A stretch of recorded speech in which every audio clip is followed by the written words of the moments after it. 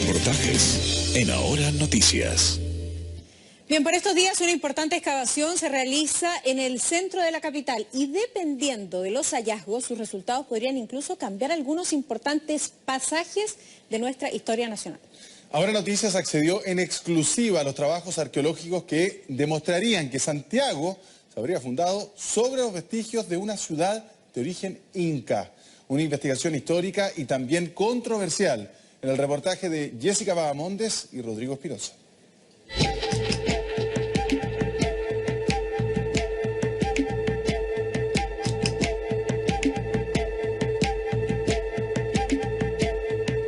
En plena Plaza de Armas de Santiago fue abierto un umbral que permite un verdadero viaje en el tiempo.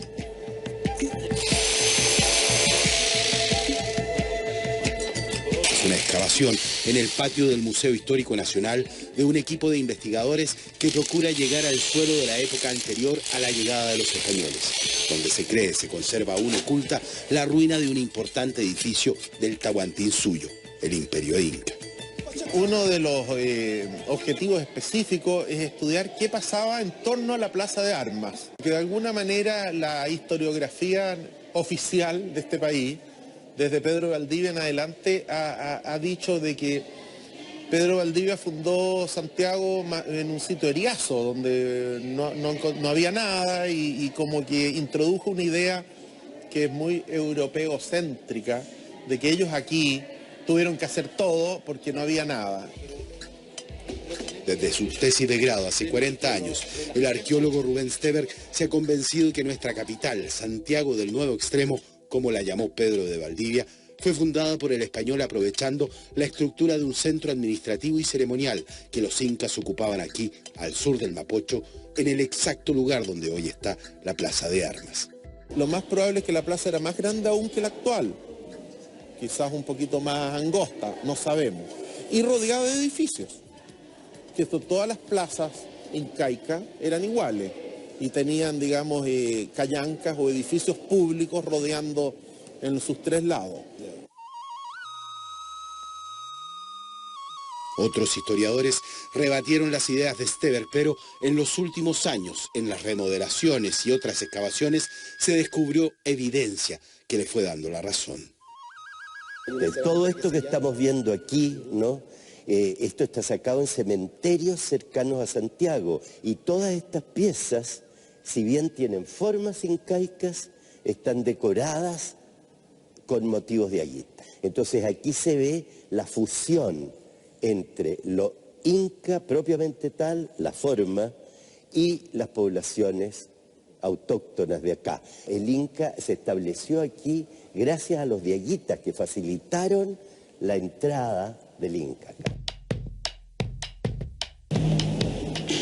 En la misma ampliación del museo el año pasado aparecieron restos arqueológicos que confirman que existió en el centro un importante asentamiento inca.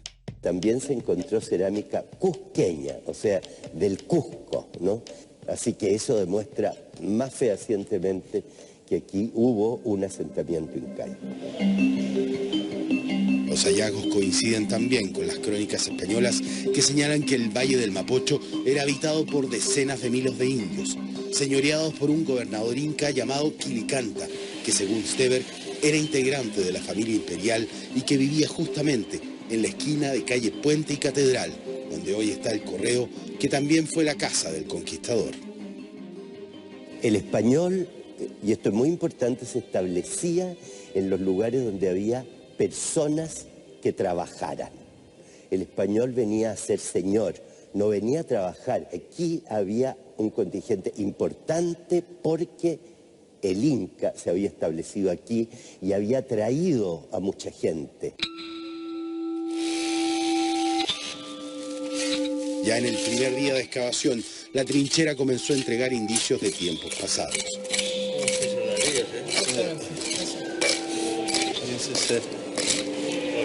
A unos 25 centímetros, en las cuadrículas 4 y 5 apareció un murallón completo de ladrillos coloniales. Una estructura del Palacio de la Real Audiencia, el centro de justicia de la época, construido aquí mismo a fines del siglo XVIII y que nunca se había encontrado. Fue el primer uso del edificio, que también funcionó como sede del primer Congreso Nacional y Casa de Gobierno, antes que la moneda. Estamos investigando nuestra propia historia, estamos poniendo en contraste estos imaginarios que tenemos de la Fundación de Santiago, que tienen algo del autor, ¿no? Pedro Lira nos inventó una Fundación de Santiago muy limpia, muy lozana, aparece una figura, todos los conquistadores vienen de blanco, o sea, está muy limpio, un indígena sumiso, y probablemente todas estas investigaciones siempre nos hablan de otra evidencia.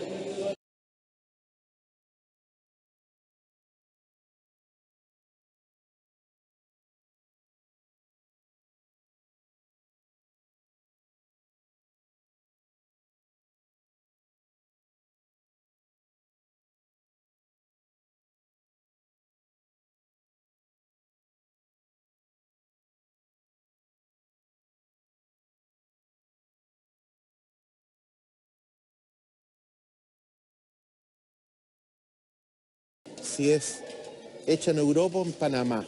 La ¿no? europea tiene una pasta que es clara. Claro. Esta es una pasta que es americana, pero puede ser panameña, porque la panameña se caracteriza por tener el azul sobre el blanco. También hay otros indicadores como la calidad del vidriado, y esta se ve como, bueno, entonces podríamos Panameña. decir que puede ser una panameña. Sí, panameña. A poco más de 1 metro de profundidad, la trinchera arroja las primeras pistas claves para esta búsqueda. Esto ya es una cerámica inca y se nota por el diseño y por la decoración, engobe negro y rojo sobre engobe blanco.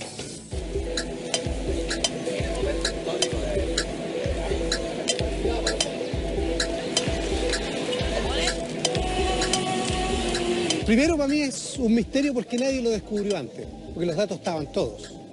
Por ejemplo, cuando sale Pedro de Valdivia del Cusco, Vivar, que era el periodista que él traía, contrataba a un periodista que venía contando la historia bonita, porque no iba a contar la historia fea de Valdivia, Vivar escribe, Valdivia sale del Cusco a conquistar una ciudad como el Cusco a orillas del río nombrado Mapocho. No hay otro río Mapocho. El arqueoastrónomo Patricio Bustamante ha llegado a las mismas conclusiones que Stever, aunque observando el paisaje, el horizonte y los cielos de Santiago.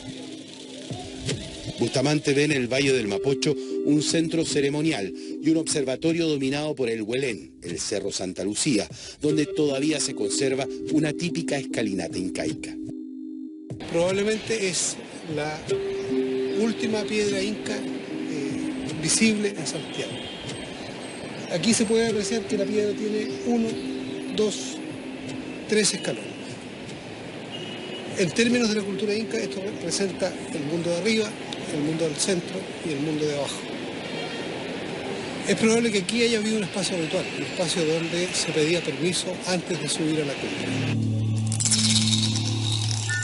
En 20 años, Bustamante ha logrado medir que en los equinoccios y solsticios la salida del sol detrás de la cordillera proyecta sus primeros rayos de luz precisamente hacia el centro de Santiago, y que eso responde a un patrón de construcción que repite el diseño del Cusco, la capital del imperio. Cuando llegamos a la Plaza de Armas, nos dimos cuenta que calzaba con el patrón inca de construcción. Y que probablemente esto era una cancha, ¿ya? En el sentido, la cancha es una palabra inca, que es un espacio abierto, un espacio ceremonial para ceremonias religiosas, civiles, una plaza. Pero además, la calle Catedral y la calle Bandera forma una cruz, con lo cual se reproduce el esquema de Tahuantinsuyu. Tagua es la división en 4. Está el Cerro Santa Lucía como cerro sagrado, equivalente al Sacsayhuamán en Cusco, pero además el río Mapocho tenía un brazo, y eso lo hace muy similar al Cusco. Y por eso nosotros hoy día llamamos a Santiago el Cusco del Mapocho. Hay que entender bien que no tiene la monumentalidad del Cusco, es más pequeño, es un centro administrativo pequeño, pero sigue el patrón de diseño del Cusco. Ahora se cree que los españoles simplemente ampliaron el centro urbano que ya existía con un diseño que le copiaron a los incas. Bustamante cree que eso quedó en el secreto para justificar los costos de la empresa de conquista. Pedro Valdivia, ante la necesidad de devolver la plata y no tener el dinero, quema las actas originales y hace actas nuevas, donde hace aparecer como que aquí no había nada. También fotógrafo de profesión, Patricio Bustamante construye escenas superponiendo imágenes actuales y de época para demostrar cuál era la visión del valle que se ha perdido con el crecimiento de la ciudad. Y en ese afán llegó incluso a diseñar la primera maqueta del emplazamiento inca del Mapocho. Los caminos de Chile eran los caminos indígenas. Primero mapuches y después inca. Y después llega el español y se instala en los mismos caminos y hace las calles que hoy día conocemos y le da nombre. Usando las imágenes fabricadas por el arqueoastrónomo, podemos revelar un pueblo perdido bajo el casco antiguo de Santiago. Un centro fantasma, diseñado para observar las trayectorias de los astros y los planetas, con calles alineadas hasta hoy por ese mapa ancestral. La calle Bandera era el camino del Inca, lo que se llama el Capac Ñán, ¿ya? La línea directa es Independencia, cruza por Bandera y sigue después por lo que era Gran Avenida. Si tú te paras ahí y miras hacia el oriente, cuando la luna llena coincide con el eje exacto de la calle, ellos podían entonces predecir un eclipse. Si bien es una calle, también es un observatorio. Tenemos en la Plaza de Armas el observatorio solar y aquí tenemos el observatorio lunar. Donde hoy está la Plaza de Armas, había, según esta idea, una explanada, una cancha con un ishnu, un altar ritual en el centro, flanqueada al poniente por una callanca, una construcción que pudo también ser ceremonial y que estaba en el mismo lugar donde hoy se levanta la catedral. Y por calle Bandera llegaba el camino del Inca, seguía por calle San Diego y se proyectaba al sur por la Gran Avenida. En San Pablo, con Bandera, que es esta calle, había un tambo inca, donde probablemente llegaba el correo, descansaba el que venía corriendo y de ahí salía el correo hacia el centro de Santiago. Una gran población indígena vivía en la ribera norte, entre las faldas del Cerro Blanco y el San Cristóbal. El camino del Inca, el Capac Ñán, llegaba del norte por Avenida Independencia y cruzaba el río frente a la estación Mapocho. Cuando Pedro de Valdivia llega, piensa que llega después de un año de viaje y los mapuches y toda la gente de otras culturas que estaba instalada acá se instala, no lo atacan, lo acogen. Se reúne con todos los caciques del lugar, pero además con Quilicanta, el representante del Inca. Desde ahí comienza su recorrido, desde ahí comienza a recorrer todo lo que había y ahí se empiezan a repartir el territorio. Y ahí planifican Chile. La propuesta de un antiguo centro urbano inca en el Mapocho se ha ido confirmando con el tiempo, demostrando que la historia oficial oculta detalles importantes de nuestro pasado. Y es interesante que una trinchera en un museo esté abriendo ese debate. Yo creo que lo mejor de todo es que la investigación está sucediendo ahora. No estamos leyendo la investigación, la estamos viendo. No sabemos cuál va a ser el resultado todavía, digamos. Cada vez Rubén tiene harta evidencia ya, pero todavía no vemos las conclusiones, digamos. Todavía no tenemos nada concluyente. Y eso, desde mi perspectiva, es muy atractivo. O sea, esto está en discusión. Para el museo y para el país sería muy interesante poder encontrar, por ejemplo, un muro inca acá abajo, o un piso ocupado por los incas, alguna cosa de ese tipo. Yo creo que sería muy importante. La trinchera de exploración en el Museo Histórico Nacional seguirá abierta y a la vista del público aún por una semana más, si es que no se encuentra la estructura que buscan los arqueólogos.